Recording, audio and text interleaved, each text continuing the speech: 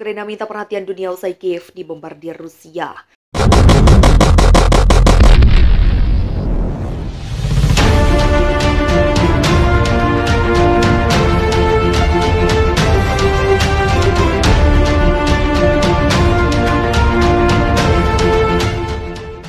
Pemerintah Ukraina berharap perhatian dunia agar lebih serius dalam memberikan dukungan moral dan logistik nyata setelah Rusia kembali menghujani ibu kota Kiev dengan serangan rudal. Tercatat lebih dari 100 rudal dan drone kamikaze dikirimkan Moskow pada Senin 10 Oktober 2022 pagi hari waktu setempat menghujani masyarakat sipil di ibu kota Kiev. Belasan infrastruktur rusak dan mengakibatkan korban jiwa dan luka-luka. Duta Besar Republik Ukraina untuk Indonesia Vasil Hamianin menuturkan sedikitnya 83 rudal Rusia ditembakkan ke wilayah Ukraina. Menurut dia, 43 rudal diantaranya berhasil ditembak jatuh oleh pasukan pertahanan udara. Serangan udara di 3 distrik di wilayah Kiev ditunjukkan kepada infrastruktur sipil yang sifatnya kritis. Akibatnya korban sipil berjatuhan. Sebagian korban berada di bawah reruntuhan yang membutuhkan pertolongan sesegera mungkin, tutur dia pada Senin 10 Oktober. Setelah terpukul di sejumlah besar front timur dan selatan, Presiden Rusia Vladimir Putin sengaja mengebak taktik kurang dan menggunakan teror sebagai senjata. Puncak serangan rudal di Kiev terjadi ketika transportasi dan metro penuh sesak. Orang-orang pergi bekerja.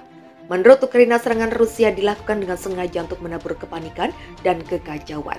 Selain itu, menurut Ukraina, tujuan kedua Putin adalah penghancuran infrastruktur sipil, listrik, internet, dan sebagian pasokan air terputus di kota yang mendapatkan serangan.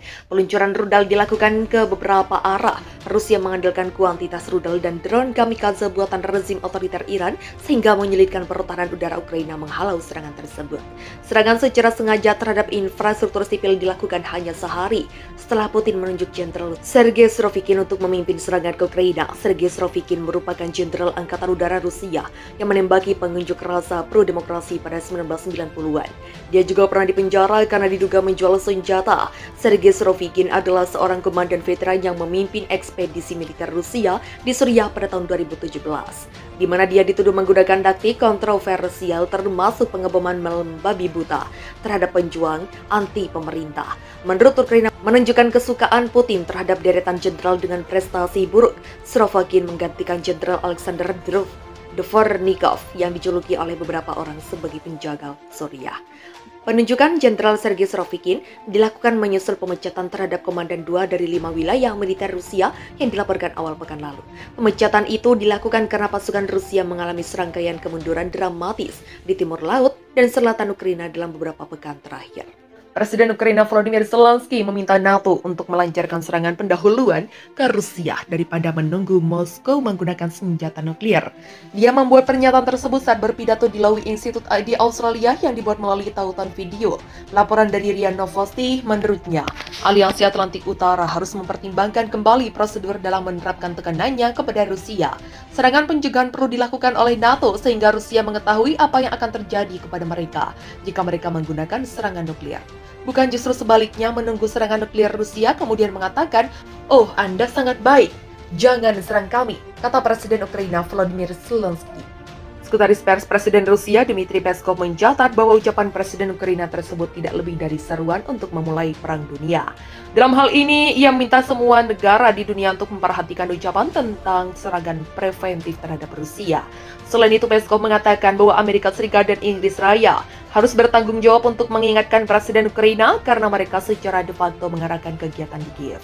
Pendapat senada diungkapkan juru bicara Kementerian Luar Negeri Rusia, Maria Zakharova. Diplomat itu menekankan bahwa Barat memicu perang nuklir melalui Volodymyr Zelensky. Setiap orang di planet ini harus menyadari bahwa boneka dan karakter Zelensky yang tidak seimbang yang dipompa dengan senjata telah berubah menjadi monster yang tangannya dapat menghancurkan planet ini. Ucap perwakilan resmi Kementerian Luar Negeri Rusia Maria Zakharova. Wakil Ketua Dewan Keamanan Rusia Dmitry Medvedev bereaksi lebih keras. Dia menyebut pemimpin Ukraina adalah seseorang yang bodoh dan menyarankan psikiater untuk memberi Volodymyr Zelensky pencegahan preventif terhadap psikisnya. Perserikatan Bangsa-Bangsa juga mengomentari kata-kata Volodymyr Zelensky tentang serangan pencegahan di Rusia. Perwakilan resmi Sekretaris Jenderal PBB Stepan Dujarric menunjukkan bahwa bahkan diskusi tentang konflik nuklir tidak dapat diterima. Pada 21 September, Vladimir Putin mengumumkan dimulainya mobilisasi parsial di Rusia. Dia juga menuduh Barat melakukan pemerasan nuklir dan menambahkan bahwa angin naik juga bisa berbalik ke arah mereka. Sejumlah negara Eropa menganggap kata-kata ini sebagai ancaman langsung dan intelijen Amerika Serikat mulai memberikan perhatian khusus untuk memantau persenjataan nuklir Rusia. NATO dengan pasal 5 akan habisi pasukan Rusia jika Putin gunakan nuklir. NATO dipimpin Amerika Serikat akan menerapkan pasal 5 aliansi untuk menghabisi pasukan Rusia jika Presiden Vladimir Putin menggunakan senjata nuklir di Ukraina. Itu adalah perkiraan mantan Direktur Rusia dan pensiunan Jenderal Militer Bintang 4 David Petraeus pada hari Minggu 2 Oktober.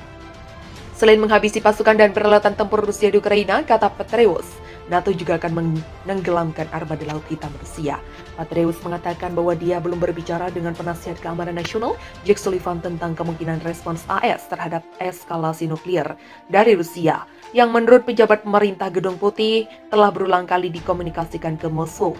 Dia mengatakan kepada ABC News, hanya untuk memberi Anda hipotetis, kami akan merespons dengan memimpin upaya NATO kolektif yang akan mengalahkan setiap kekuatan konvensional Rusia yang dapat kami lihat dan identifikasi di medan perang di Ukraina dan juga di Crimea, dan setiap kapal di Laut Hitam. Peringatan itu muncul beberapa hari setelah Putin menyatakan pandangan yang banyak ditafsirkan sebagai ancaman perang yang lebih besar antara Rusia dan Barat. Ditanya apakah pengguna senjata nuklir oleh Rusia di Ukraina akan membawa Amerika dan NATO ke dalam perang, Petraeus mengatakan bahwa itu tidak akan menjadi situasi yang memicu pasal 5 aliansi yang menyuruhkan pertahanan kolektif. Itu karena Ukraina bukan bagian dari NATO, namun respons AS dan NATO akan dilakukan, kata Petraeus.